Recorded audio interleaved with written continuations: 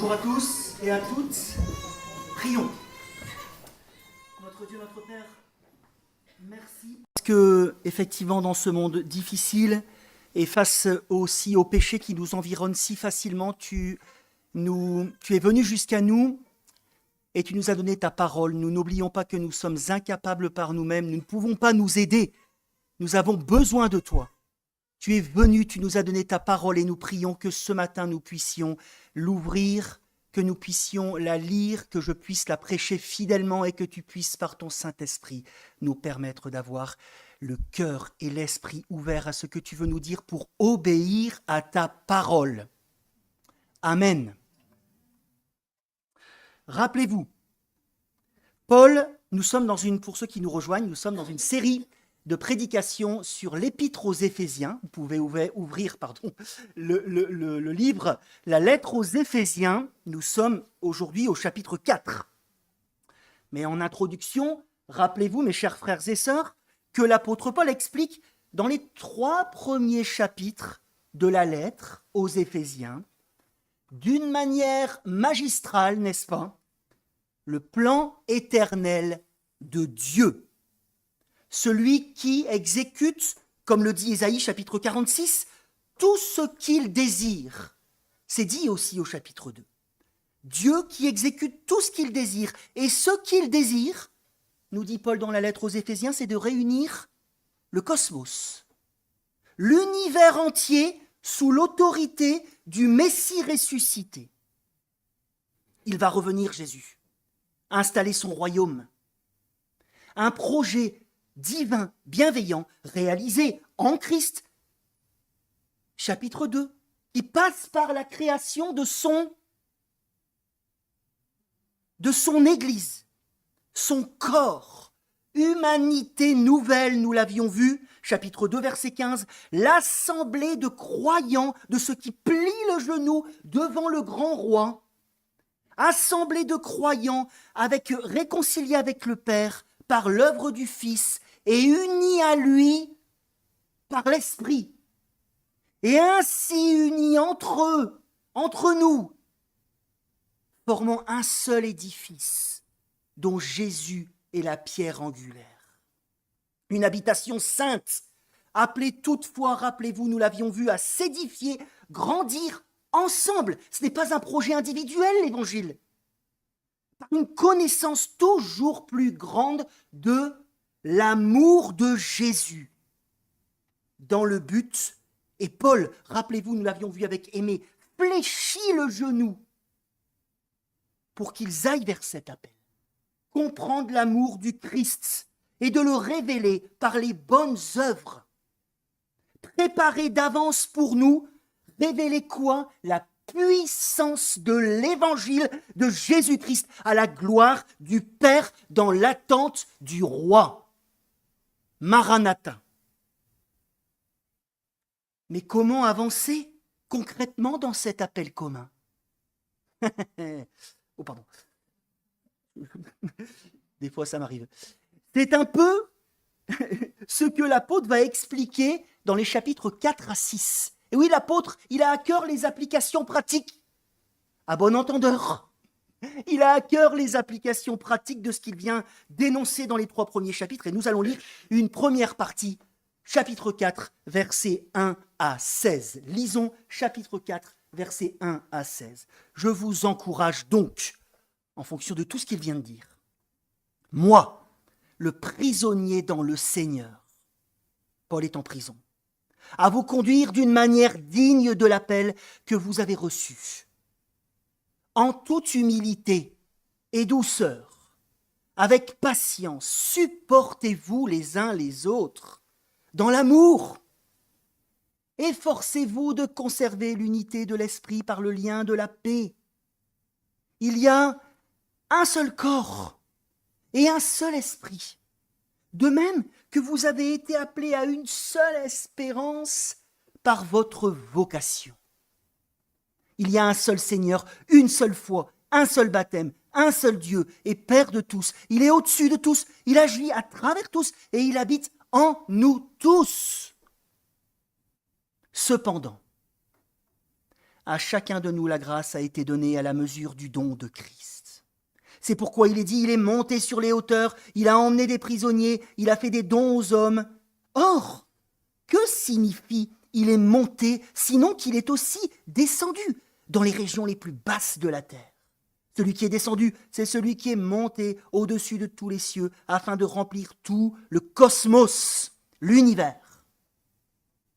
C'est lui qui a donné les uns comme apôtres, les autres comme prophètes, les autres comme évangélistes, les autres comme bergers et enseignants. Il l'a fait pour former les saints aux tâches du service en vue de l'édification du corps de Christ, jusqu'à ce que nous parvenions tous à l'unité de la foi et de la connaissance du Fils de Dieu, à la maturité de l'adulte, à la mesure de la stature parfaite de Christ. Ainsi, nous ne serons plus de petits enfants ballottés, emportés par tout vent de doctrine, par la ruse des hommes et leur habileté dans les manœuvres d'égarement. Mais en disant la vérité dans l'amour, nous grandirons à tout point de vue vers celui qui est la tête, Christ. C'est de lui que le corps tout entier, bien coordonné, solidement uni, grâce aux articulations dont il est muni, tire sa croissance en fonction de l'activité qui convient à chacune de ses parties et s'édifie lui-même dans l'amour.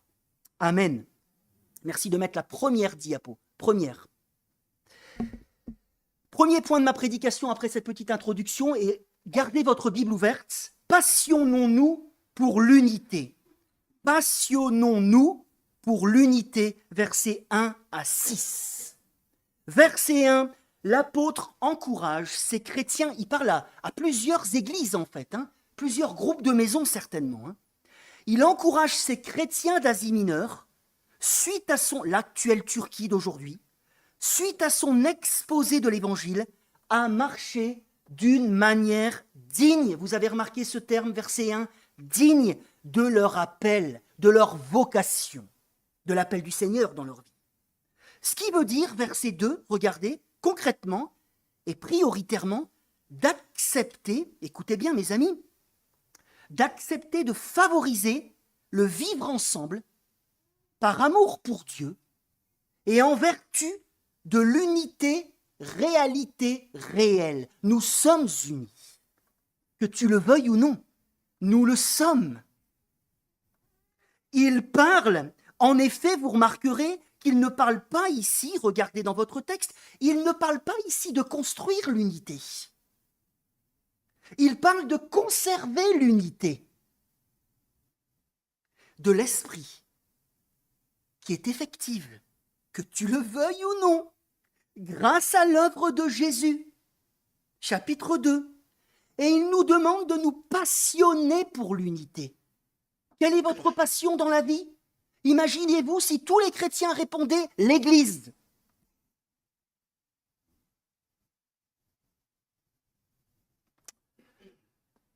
Comment se passionner? Eh bien, il l'explique en poursuivant collectivement et individuellement 4 attitudes évoquées ici. Quelles sont ces 4 attitudes dans votre texte?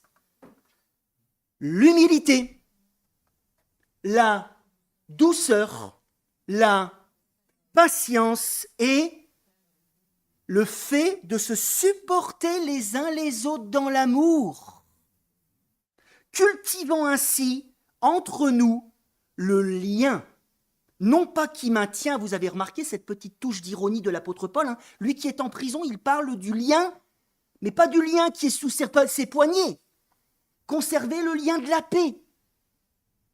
Non pas qui maintient parfois les serviteurs de Dieu dans leur prison, mais celui de la paix du Christ effective, en paix avec Dieu, en paix entre nous. Rappelez-vous, mes amis, l'Église est une merveille. L'Église de Jésus est une merveille, témoignage de la sagesse divine. Mais son équilibre est fragile. C'est ce que ce verset met en avant. Sa bonne santé, sa croissance est susceptible de stagner, voire de s'arrêter. Sinon, pourquoi Paul dirait ça? Ne nous tapons pas de film, excusez-moi. L'Église du Christ est indestructible, mais une Église locale ne l'est pas. Elle peut se diviser, voire fermer les portes. Vous savez que je fais partie du conseil d'administration de notre union d'églises. Je vois des églises qui ferment, mes amis, notamment à cause d'un manque d'amour et d'un manque de tolérance mutuelle, de douceur, d'accepter l'autre, de supporter l'autre, d'acceptation que l'Église, et que tu le veuilles ou non, puisque c'est la volonté de Dieu, est une, mais diverse. C'est un ensemble, écoutez bien, l'Église non uniforme, que tu le veuilles ou non. Et cela nous oblige à faire des efforts personnels pour le vivre ensemble. Une diversité qui s'exprime comment, par exemple? Par les dons. Nous avons des dons différents, n'est-ce pas? De facto, la différence est parmi nous. Les dons que Christ a donnés à son Église et dans les ministères aussi variés, n'est-ce pas? Mais la différence apparaît également dans la diversité intrinsèque des membres qui la composent. Chacun ici possède son individualité. Je sais qu'on est dans une société de consommation où on consomme exactement la même chose pour tout le monde, sauf que le Seigneur n'a pas créé le monde comme cela. La différence parmi nous apparaît parce que nous avons tous nos individualités, nous avons tous notre histoire, nous avons tous notre culture familiale aussi, ecclésiale, nous avons tous nos expériences de vie, nous avons tous nos expressions de foi. Vous avez remarqué que je suis plutôt un extraverti. Mais la bonne nouvelle, c'est qu'avec moi, il y a des introvertis. Parce que s'il n'y avait que des mecs comme moi, ça serait relativement insupportable. Toutefois, à cause de la réalité du péché, des comportements indignes qui s'expriment encore dans nos vies, oui, des comportements indignes qui s'expriment encore dans nos communautés, où mon ego, par exemple, a tendance à me souffler à l'oreille que je suis plus important qu'un autre, à faire de l'Église un moyen pour le développement de mes idées personnelles, le péché qui s'exprime par mon désir de vouloir uniformiser le corps à ma ressemblance. On chante te ressembler Jésus, mais parfois on aimerait bien que l'autre me ressemble. Ma tendance à faire, vous savez, du sang du Seigneur, l'Église, une monoculture. Vous savez, les champs de maïs, là, où il n'y a plus rien qui pousse d'autre. Et où je suis confronté aussi, il faut le dire, aux égos des autres. Et oui, j'ai mon ego, l'ego des autres, alors comment on fait, les amis? Et l'ego des autres et le mien, parfois, il est insupportable. Comment on avance ensemble? Eh bien, comme ce que l'apôtre Paul explique, la diversité est un moyen essentiel voulu de Dieu pour le bon équilibre et la croissance de l'organisme. La croissance de l'organisme. Mais par mes comportements, cette croissance est souvent en danger. En danger. Alors, à l'image de Jésus, par reconnaissance, par amour pour lui et pour le bien de son Église, une et diverse, dont je fais partie, considérons les autres comme supérieurs à nous-mêmes. Plions le genou, demandons l'aide de Dieu, prenant en compte non pas mes propres intérêts, mais les intérêts des autres. Et nous vivrons ensemble, et nous croîtrons en Jésus-Christ ensemble. C'est un appel, mes amis, puisque supportez-vous les uns les autres, en fait c'est un appel à la tolérance mutuelle. À la tolérance mutuelle. Pas la tolérance du monde, la tolérance biblique, au sein d'un cadre Regardez dans votre texte, verset 4. La tolérance mutuelle au sein d'un cadre, celui posé par l'Écriture, dont l'apôtre rappelle à ses lecteurs les 7 piliers de la confession chrétienne. Les 7 piliers sur lesquels on doit construire. Ce qui nous permet, j'attire votre attention, de constater que le cadre du vivre ensemble est peut-être plus large que ce que l'on pourrait entendre ici ou là. Vous savez, le cadre que voudrait imposer le légalisme, mais qu'il est aussi bien plus clair que ce que l'on pourrait entendre ici ou là. Ce que pourrait nous induire, voudrait nous conduire le laxisme. Notre unité est bâtie autour de 7 piliers indestructibles. Quels sont-ils? Regardez dans vos Bibles. Quels sont les 7 piliers indestructibles de la chrétienté? Allez-y, dites-les. Oui. Oui. Amen. Oui.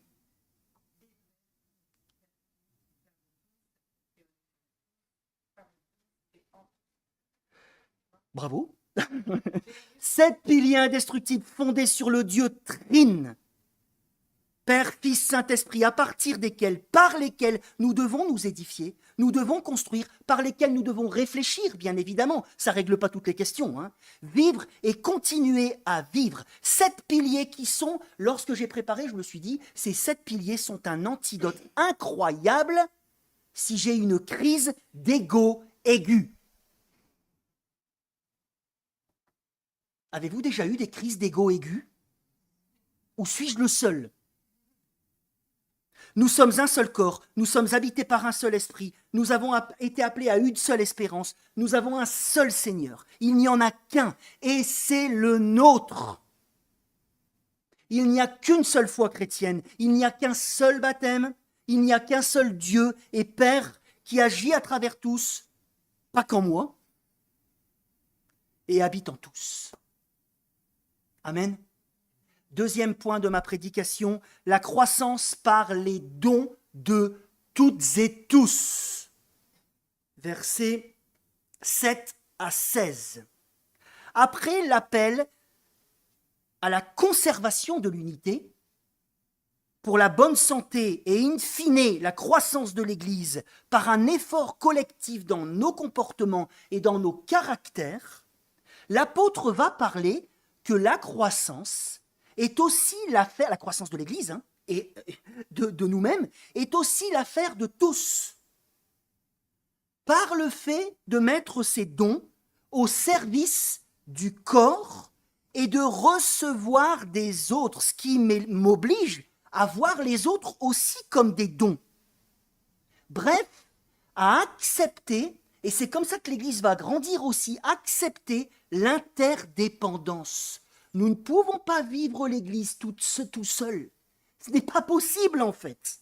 On ne grandira pas. Nous sommes unis, certes, mais nous avons tous été, verset 7, regardez, équipés différemment. Équipés différemment. En effet, sa grâce qui sauve, nous dit Paul, nous a aussi outillés, ça c'est moi qui le dis, tout est grâce, n'est-ce pas? Il nous a sauvés et en plus de ça, il nous a outillés pour l'avancée de son royaume, pour accomplir la part qui nous revient selon la mesure offerte à chacun par Christ. La mesure offerte à chacun, et nous avons la possibilité d'accomplir notre service parce que ça appartient à Jésus-Christ, cela il nous a tout donné pour la croissance du corps, et cette croissance va venir si nous nous mettons tous ensemble.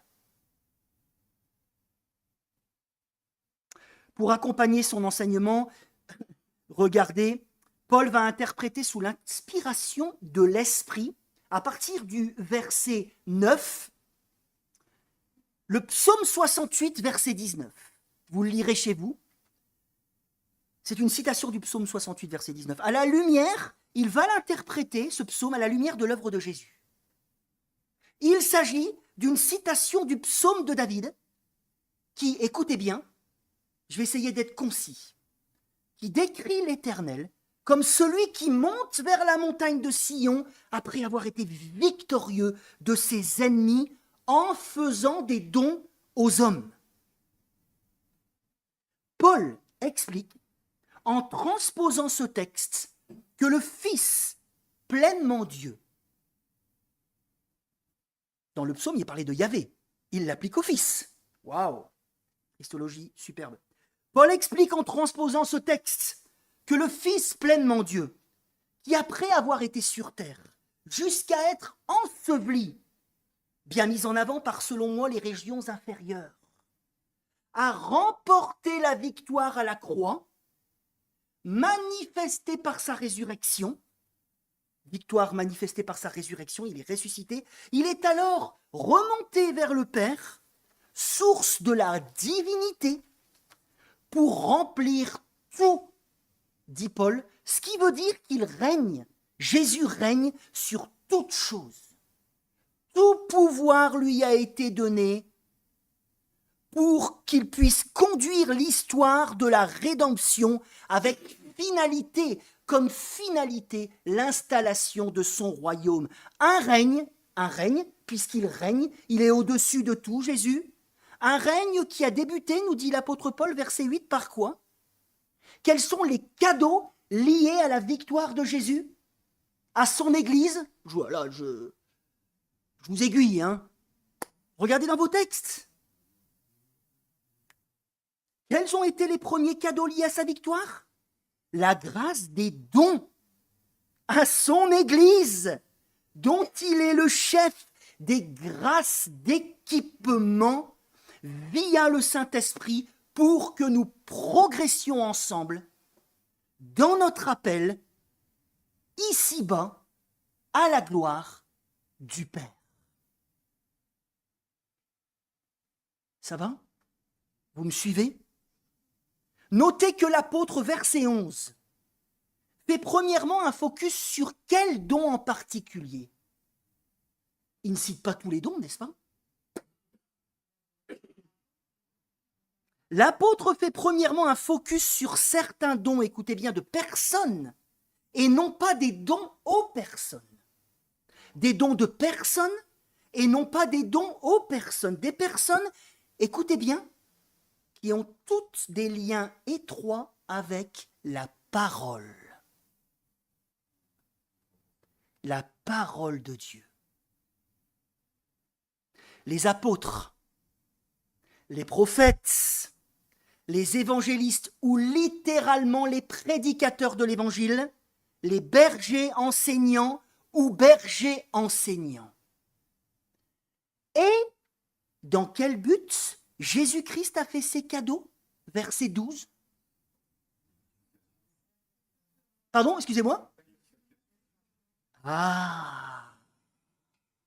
La formation des saints, des croyants, et eux aussi en profitent forcément. Hein. On profite tous en fait des uns, des dons des uns et des autres. Il n'y en a pas qui sont exempts de profiter des autres pour la construction spirituelle de l'Église. Avec quelle finalité, versets 13 à 16? Avec quelle finalité? Dons de Christ, de gens qui ont un lien étroit avec la parole, pour la formation des croyants. Avec quelle finalité, versets 13 à 16? Exactement.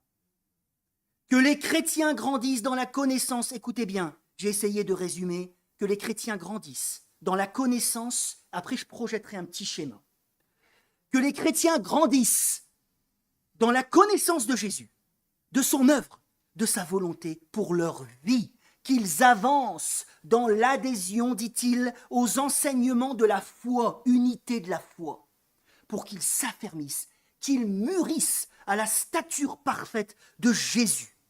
Ce qui permettra, entre autres, verset 14, regardez, d'avoir des chrétiens, et oui, d'avoir des chrétiens plus résistants aux mauvais enseignants, aux mauvais enseignements, qui seront bien plus au fait de ce qui est à côté de la plaque, de ce qui est dans les clous. des chrétiens qui vont savoir par les ministères de la parole, s'ils sont bien exercés, des chrétiens qui vont savoir repérer les rigolos d'une manière autonome, sans devoir forcément appeler le pasteur. Des rigolos, faux enseignants, qui ne me font pas rigoler et qui parlent de choses qu'ils ne connaissent pas, égarant parfois gravement les croyants pour les tenir sous leur coupe. Des ministères de la parole qui participeront par leur service, bien accomplis, à ce que l'Évangile, ses principes vivent parmi nous. Et c'est ce qu'il dit au verset 15, regardez, disant la vérité dans l'amour. Qu'est-ce que ça veut dire? C'est-à-dire non pas, comme des fois c'est compris dans nos églises, non pas en nous disant tout ce que nous avons sur le cœur, et pas, allez vas-y, et prends-toi ça, bah, je dis la vérité, et dans l'amour, enfin bon, bref. Mais ce qu'il veut dire ici, c'est que si les ministères de la parole fonctionnent bien dans l'Église, vous allez tous mûrir, et la vérité de l'Évangile va vivre parmi nous. Nous allons nous exhorter plus facilement les uns les autres à partir de la parole que nous connaîtrons davantage avec amour comme le Seigneur. Des ministères de la parole, verset 16, jointure du corps. Je ne sais pas s'il y a des médecins ici, ou des infirmières, ou des infirmiers. Des ministères de la parole, jointure du corps, non pas appelés donc à tout faire, non pas à tout faire dans l'Église. S'il y a une Église qui est fixée sur un homme, ou 2 ou 3 hommes, il y a une carence, il y a un problème. Non pas appelés à tout faire, mais à enseigner convenablement, pour que les croyants, vous tous et moi-même, on enlève nos chaussons. On enlève nos chaussons et on se met tous convenablement, tous à l'œuvre, unis d'une manière bien coordonnée, selon nos dons, pour que le corps se construise dans l'amour de Dieu, grandisse, rayonne de plus en plus par l'action de Jésus et de sa parole, parce qu'il le dit que c'est tout par Jésus pour sa seule gloire. Schéma. Versets 7 à 10, victoire de Jésus. Verset 11, don des ministères de la parole, dans quel but? Formation des croyants, croissance spirituelle du corps. J'ai fait une petite croissance là. Bon. À l'image de celui qui est la tête, Jésus. Tous alors, puisque bien enseignés, tous bien motivés, de plus en plus mûrs, bien orientés, et tous au boulot, selon nos dons, parce qu'au plus on comprend la parole, au plus on a envie de servir. C'est logique, c'est quelque chose de naturel, pour la gloire de Dieu. Et j'ai mis entre parenthèses, ça me donne trop envie. Et vous?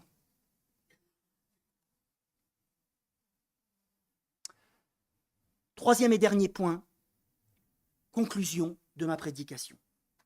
Est-ce que vous voulez la croissance? Alors, j'ai appelé ce petit point « tous au boulot ». C'est pas mal, non? Je ne sais pas si vous êtes prêts à dire « Amen » à ça. Ah oui? Oh! Voulez-vous la croissance de votre Église? Voulez-vous la croissance de l'Église du Triolo? Voulez-vous la croissance des églises, de l'Église du Christ, l'Église une avec un grand E, qui va bien au-delà de l'Église du Triolo? Est-ce que vous voulez que ce projet pilote, ce prémisse merveilleux de la nouvelle création, rayonne de plus en plus dans ce monde ténébreux? Est-ce que vous voulez qu'elle manifeste, cette Église, de plus en plus la victoire de Jésus, et que de beaucoup de personnes qui sont encore perdues, sans espérance, sans Dieu, sous la colère du Seigneur, est-ce que vous voulez que ces personnes, puisqu'ils voient les œuvres de l'Église, aient envie de rejoindre le cortège des rachetés qui se dirige vers la Jérusalem céleste? Est-ce que vous avez envie de cela? Ça fait un petit peu secte là, hein? Oui. Vous voulez votre croissance personnelle? Là, c'est une question plus difficile. Est-ce que vous voulez grandir avec Jésus? Bien sûr que oui. J'aime ça. Eh bien, pas besoin d'aller dans un séminaire qui coûterait 500 €. Pas besoin d'aller dans un lieu particulier sur la planète pour recevoir des soi-disant bonnes ondes. Pas besoin d'aller voir apôtre je ne sais qui. Premièrement, sois attentif à ton comportement. Tu veux ta croissance, tu veux la croissance de l'Église? Sois attentif à ton comportement, à ta langue, à tes gestes, à ta façon d'être, à ton témoignage personnel en dehors. Pour que l'unité réelle de l'Église soit vécue et conservée, pour avancer pleinement, convenablement dans notre appel commun, pour que nous participions tous à conserver un bon terrain de croissance. Vous savez, j'ai été 10 ans pasteur à Gap. Et j'ai été au profit d'être avec des agriculteurs, d'être avec cette France rurale. J'ai tellement appris. On ne peut pas planter, on ne peut rien faire si on n'a pas bien nettoyé notre champ. Hein. Je passais des fois, j'avais des gens de mon église, je passais les aider au champ et on enlevait toutes les pierres. Et à Gap, il y en a des pierres. Hein. Toutes les pierres du champ, on faisait un amas. C'était très pénible comme travail. On faisait un amas de pierres à la lisière du champ avant de planter. Parce que sinon, il n'y aurait rien qui serait poussé, n'est-ce pas? Nous devons, par notre participation, faire qu'un terrain correct soit conservé. Parce qu'une fois, écoutez bien mes amis, parce que là je vous le dis, parce que je le vois dans mon ministère en dehors du Triolo. Une fois que l'unité d'une église est en danger, à cause de nos comportements indignes, vis-à-vis des uns et des autres, au sein d'une réalité locale, cette Église ne peut jamais s'en remettre. Ou s'en remettre péniblement, avec nos responsabilités et tous les dégâts collatéraux. Rappelle-toi, même si c'est dur dans tes tripes, que la diversité n'est pas toujours facile à vivre, mais qu'elle est voulue de Dieu. Et qu'elle est un moyen, c'est le moyen de croissance, la diversité, au sein d'un cadre. Je me dois donc à mon niveau de tout faire pour la conserver. Pour cela, vois l'autre. Et même s'il est pénible, c'est vrai que parfois il y a des gens qui sont pénibles. Peut-être que c'est moi, peut-être qu'il y a des gens qui sont en train de se dire, en fait c'est Aurélien qui est pénible. Bon, c'est possible. Vois-le plutôt comme un don, prioritairement. Un don.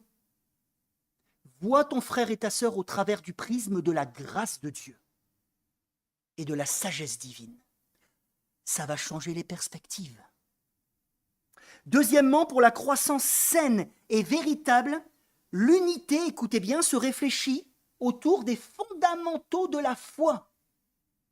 L'unité, ce n'est pas l'acceptation de tout. Nous ne sommes pas dans le monde des bisounours. Ce n'est pas l'acceptation de tout. Il y a un bon dépôt de la foi non négociable. Mais faisons attention quand même, ça va dans les deux sens, de ne pas mettre des piliers supplémentaires rajoutés par des gardiens du temple de leur point de vue. Des piliers supplémentaires rajoutés par des gens qui s'érigent gardiens du temple de leur propre point de vue. Je suis en forme ce matin. Troisième et dernièrement, pour que notre Église grandisse. Vous m'avez dit que vous voulez que l'Église grandisse? Pour que notre Église grandisse, reconnaissons parmi nous. Parce qu'il faut reconnaître les ministères de la parole donnés à l'Église. C'est l'affaire de tous et de toutes. Reconnaître, cela veut dire aussi pouvoir avoir la liberté de dire à un frère ou une sœur, pour la croissance de l'Église et son bien, qu'il ou elle s'est trompé de don. Ça arrive aussi.